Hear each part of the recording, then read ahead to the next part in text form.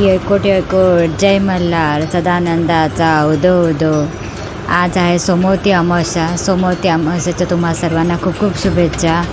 नमस्कार मंडळी, प्राजक्ता मंजिकण्याची वाट या चॅनलमध्ये तुम्हा सर्वांचं खूप खूप स्वागत आहे। आज आहे स्पेशल दिवस, कारण आम्ही जेजुरीला आमचा खंडोबा आहे, दैवत आहे, त्याचे आम्ही पुजारी आहोत आणि आमच्यासाठी आज सोमवती अमावस्या, तेही अधिक मासात आले, त्यासाठी खूप महत्त्वाची आहे। हा योग जवळजवळ 30 वर्षांनी आला आहे। तर यानिमित्त तुमच्यासाठी खास खंडोबाची आरती, तुम्ही पण आरती आणि दर्शनाचा लाभ घ्यावा।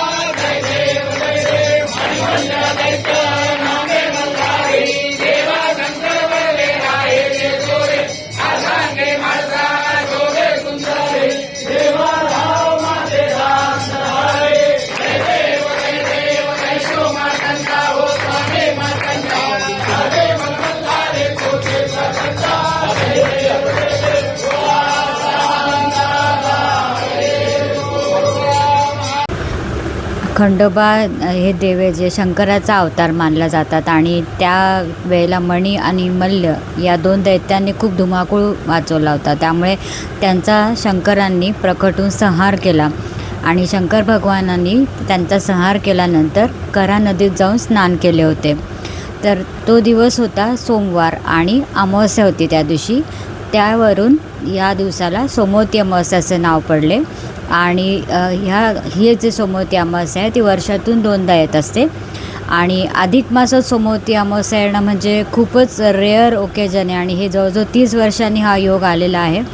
त्यामुळे आज जेजुरीला प्रचंड गर्दी असणार आहे, मला माहिती आहे। आणि मग आज या देवळामधून देव प्रत्यक्ष बाहेर पडतात आणि देवांना छान पालखीत बसवले जाते आणि कऱ्हा नदीवर स्नान करण्यासाठी नेले जाते आणि त्याच निमित्ताने देव पहिलं असे देवळातून बाहेर पडतात आणि पूर्ण गावाला त्यांचे दर्शन होते।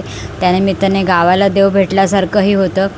त्यामुळे प्रचंड लोक त्या दिवशी हजर असतात, शेकडो लोक लांबून लांबून येतात देवाला दर्शन घेण्यासाठी आणि सोमवती अमावस्येचं प्रचंड महत्त्व आहे। सगळे भक्त त्या दिवशी आवर्जून जेजुरीला दर्शनासाठी येतात, त्यामुळे प्रचंड गर्दी असते जेजुरीमध्ये। या दिवशी खूप पवित्र असा दिवस मानला जातो तो।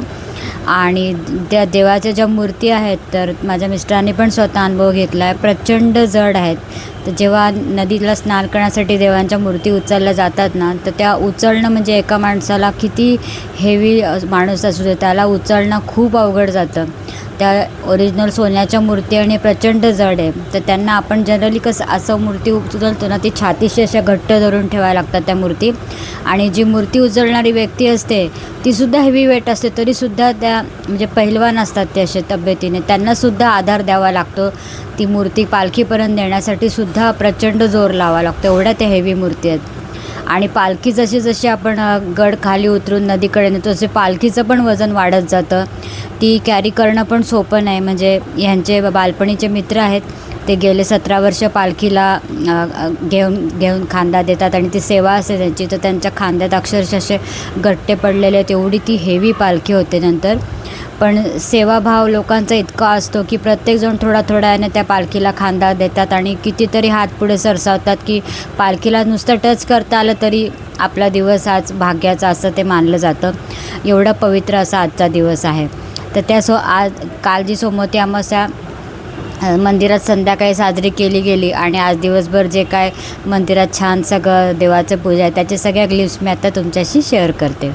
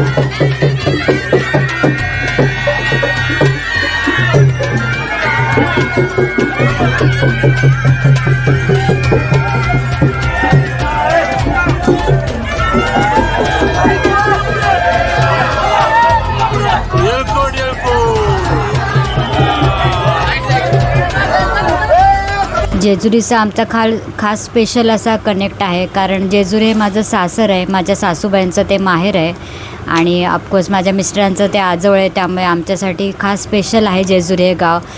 यांनी लहानपणाची कित्येक वर्ष तिथे घालवलेली आहेत. अगदी वयाच्या 2 महिन्याच्या असल्यापासून ते आजीजवळ सांभाळायला होते आणि 5 वर्षाच्या होईपर्यंत ते आजोळीच होते. त्यानंतर मग मुंबईत ते शिफ्ट झाले त्यांचं, आणि तरी पण प्रत्येक सुट्टीत त्यांचं जेजुरीला जाणं ठरलेलंच होतं. अगदी इंजिनिअरिंगला असताना देखील ते आजीच्याच वाड्यात जाऊन छान मग तिथे अभ्यास वगैरे करायचे. त्यामुळे जेजुरी खूप आमची जवळची आहे. इवन लग्न झाल्यानंतर नववधू म्हणून माझा गृहप्रवेश आमच्या जेजुरीच्या वाड्यातच झाला होता. तेही माझ्यासाठी खूप स्पेशल होतं. मी कधी असं जेजुरीला एक तर पहिल्यांदा गेली होती, त्यात तो वाडा पण इतका सुंदर होता. आता ऑफकोर्स वाडा सगळा पहिल्यासारखा राहिलेला नाही. मी खूप 25 वर्षापूर्वीची गोष्ट सांगते. तेव्हा वाडा खूप सुंदर वेगळाच होता, म्हणजे ओरिजिनल रूपात होता अक्षरशः.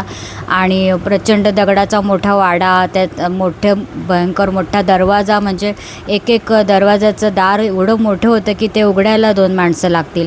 आणि मी पहिल्यांदाच असा एवढा मोठा वाडा बघत होती. आणि आतमधले स्वयंपाकाची भांडी म्हणजे तुम्हाला विश्वास बसणार नाही, एक 6 फुटाचा माणूस आतमध्ये व्यवस्थित बसेल एवढ्या मोठ्या आकाराची पातेली होती. म्हणजे 2 माणसं तरी आरामात बसतील, छोट्या छोट्या हाईटचे जर असतील तर. एवढी मोठी मोठी भांडी तिथे मी बघितलेली आहे. जेजुरीच्या वाड्यातले आमचे हे काही फोटो. नुकतीच पूजा आटपून आम्ही घरी आपलं वाड्यात परत आलो होतो, तर सगळे मस्त भंडाऱ्याने माखलेले आमचे रूपं बघा सगळ्यांचे. तेव्हा निधी खूप लहान होती, शाळकरी मुलगी होती. मुद्दाहून मी जुने फोटो शेअर करते आहे. आणि आता जेजुरीला आमच्या मामांच्या वाड्यातला हा देवघर बघा, देवघराजवळ निधीचा फोटो काढलेला आहे. सगळे टाक वगैरे मामांचे. वाड्यात देवघर पण किती सुंदर आहे बघा, जुनं पुराणकालीन. आई बाबा पण तेव्हा आमच्याबरोबर होते. सगळ्यांनी मिळून मस्त पूजा केली होती वरती. आणि आता मामांच्या घरी आलो होतो. आता जागरण गोंधळ नुकताच सुरू होणार होता. आणि इकडे आमच्या किरणच्या मावशी आहेत दोघी आणि आई, त्यांच्याबरोबर पण आम्ही पूजाला आलो होतो जेजुरीला. तो एक फोटो मी शेअर करते. हे निधी ज्या तुळशी वृंदावनासमोर उभी आहे ते वाड्याच्या मध्यभागी आहे आणि तिथे उभं राहिलं की समोर आपल्याला जेजुरीचं मंदिर दिसतं. आता पुढचा जो फोटो आहे तो तिथे उभं राहूनच मी काढलेला आहे. हे पहा, आपल्या वाड्याच्या सेंटरला इथं उभं राहिलं की समोर मंदिर असं दिसतं. इतकं जवळ तो वाडा आहे, अगदी पायथ्याशीच आपला वाडा आहे. आणि हे पहा, खंडोबाचं गोंडस रूप किती सुंदर आहे ना.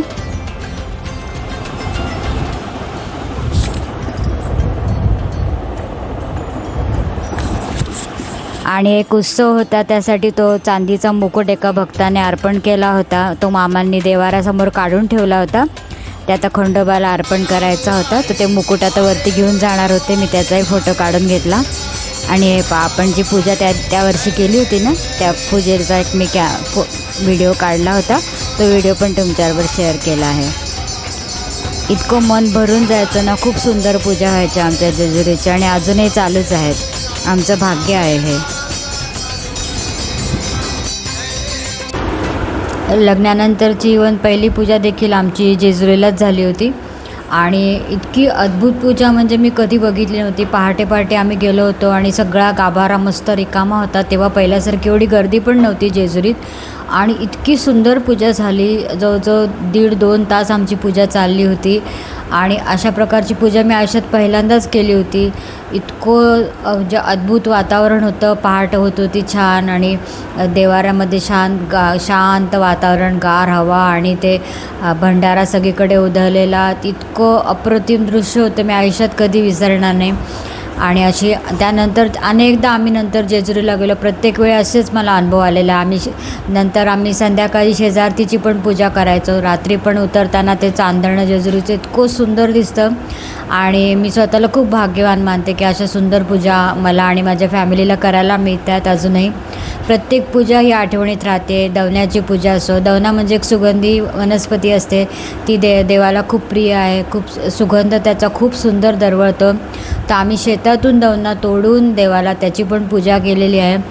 अनेकदा जेजुरीत नंतर चक्रा झाल्या, भरपूर पूजा केलेल्या आहे. त्याचे पण मी काही ग्लिम्स तुमच्याबरोबर नक्की शेअर करते. आणि तेव्हा वाड्यामध्ये सगळे यांचे 4ही मामा वाड्यामध्ये असायचे आणि त्यांच्या प्रत्येकाच्या अशा खोल्या होत्या आणि वाड्यामध्ये मधला मोकळा पॅसेज होता. तिथे तुळशी वृंदावन होतं मोठं. मी तिथे सगळे तुम्हाला फोटो शेअर करते माझ्याकडे जेवढे आहेत ते.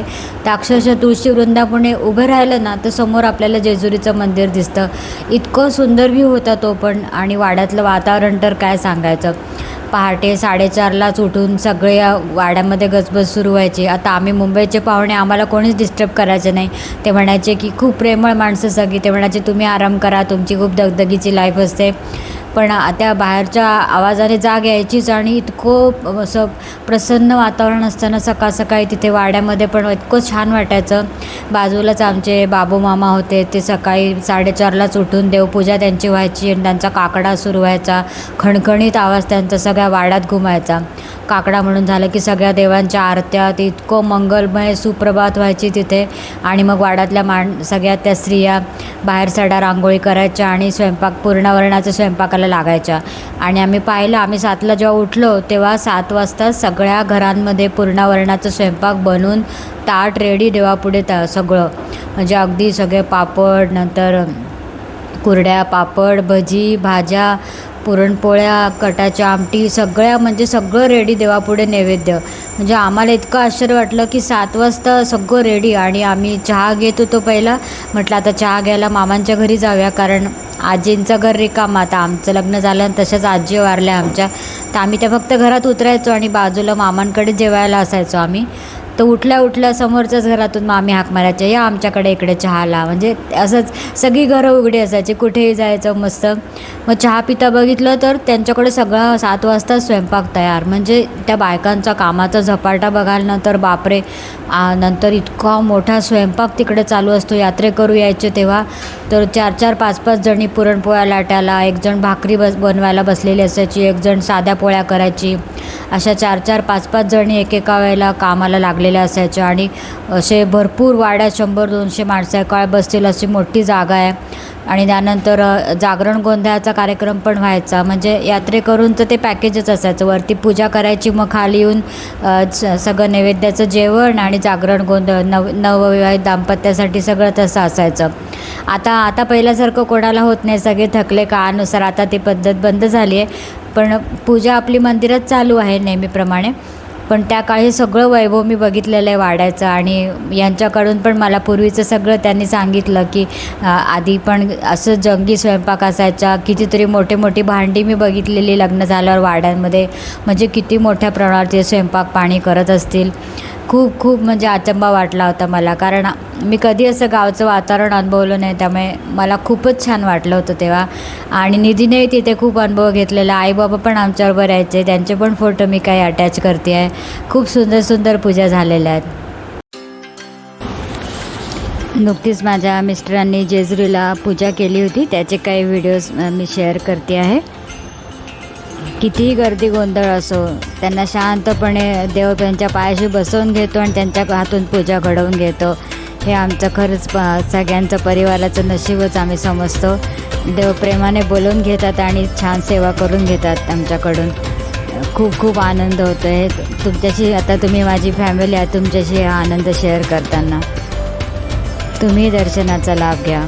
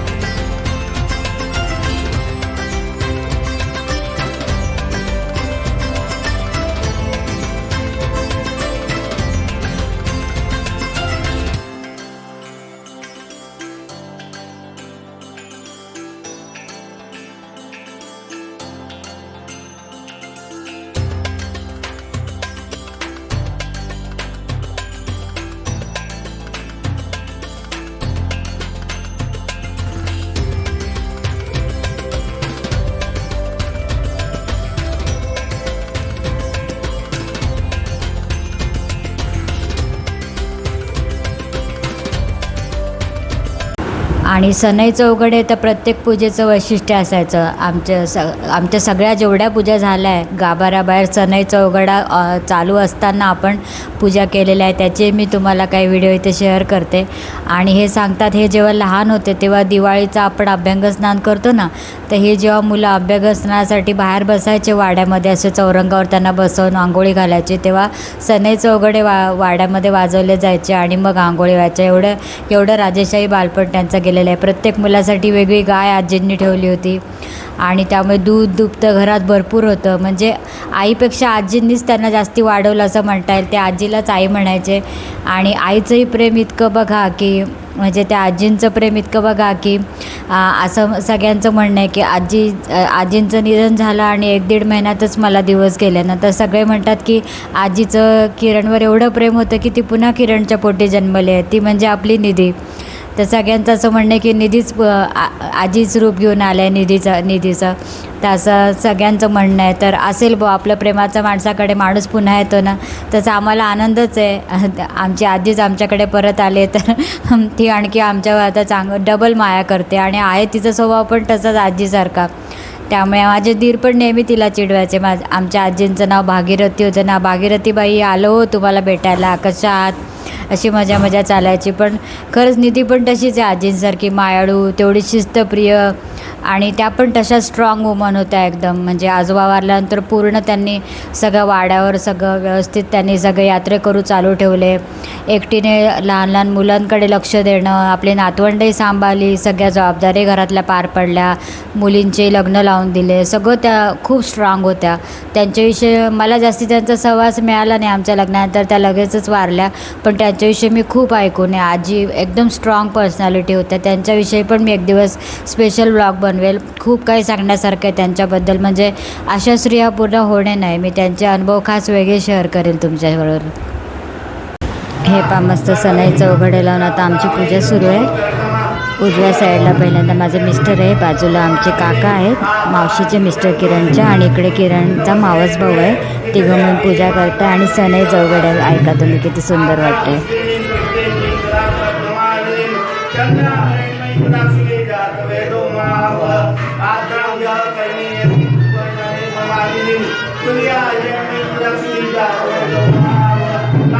सोने गांधीचं पी सोने गांधीचं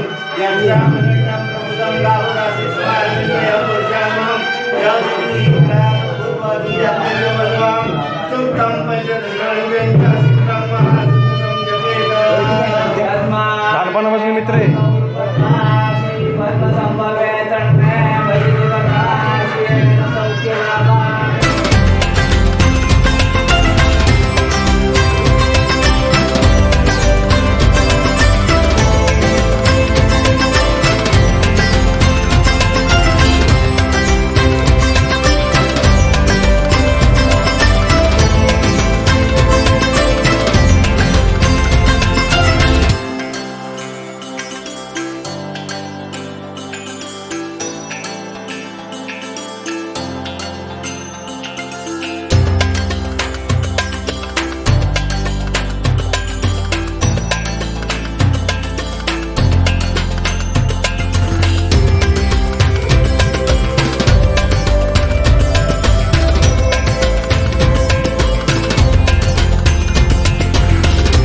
आता आषाढीची वारी पण निघते ना, तर आपल्या वाड्यातर्फे पण सगळ्या यात्रेकरूंसाठी वारकऱ्यांसाठी जेवणाची व्यवस्था केली आहे. अजूनही ते चालू आहे पुण्याचं काम. आणि सोपान काका महाराजांची सुद्धा पालखी तिथे विसाव्याला आपल्या वाड्यात थांबते. हे पण सांगायला मला खूप आनंद होतो.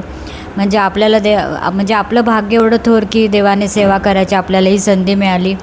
आणि जेजुरीला पण अजूनही हे कधी गेले ना, सगळं गाव त्यांना ओळखतं, सगळ्या जुन्या आठवणी निघतात, त्यांचे बालपणीचे मित्र अजूनही तिथे आहे.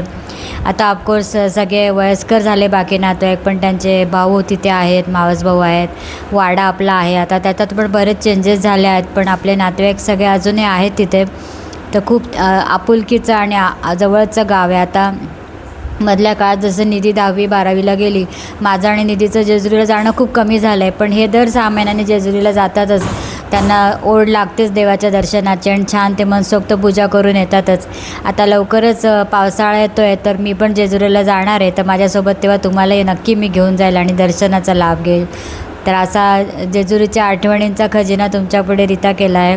सोमवती अमावस्येच्या निमित्ताने मला सगळ्या जेजुरीच्या आठवणी आल्या, तर त्यानिमित्ताने काही फोटो आणि व्हिडिओ पण तुमच्याबरोबर शेअर केले आहेत. तर आजचा हा भक्तिमय व्लॉग कसा वाटला नक्की सांगा. व्लॉग आवडला असेल तर लाईक करा, शेअर करा आणि सबस्क्राईब करा. बाय.